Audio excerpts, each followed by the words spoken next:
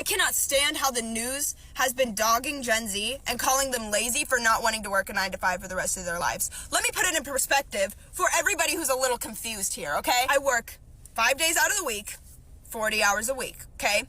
I do not make enough to live on my own. I would not make enough to pay rent, water, electric, and eat. 20 years ago when you were getting started, you could live on your own.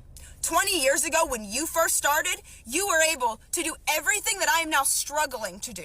She's exactly right. She's totally and utterly right. And I think it's so important we genuinely listen to this message, because we have two groups of people now. 20 years ago, you worked hard. And again, look, this is my point. Don't start thinking this is us just slamming the generation above. You all worked hard, but you worked hard with hope. And what I mean by that is working hard's great if you're working towards something, a house, earnings, income, whatever it might be.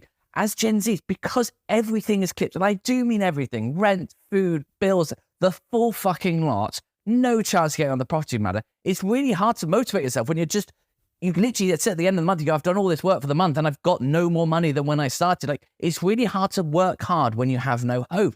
And this is the situation we're heading toward. And it's something society has got to fix. And we've got to start listening to these younger generations, because they're not all lazy. Of course they're not. And anyone who gets caught saying that is a complete and utter mug. Genuinely, if we don't fix this, we're going to have such issues, because this generation is going to have to look after the generation above, don't forget, at some point. It's going to be our world at some point. And the fact we're giving them such an unfair starting point is just not acceptable. And people need to start listening to this, because it is going to cause systemic issues soon if people don't start getting on board.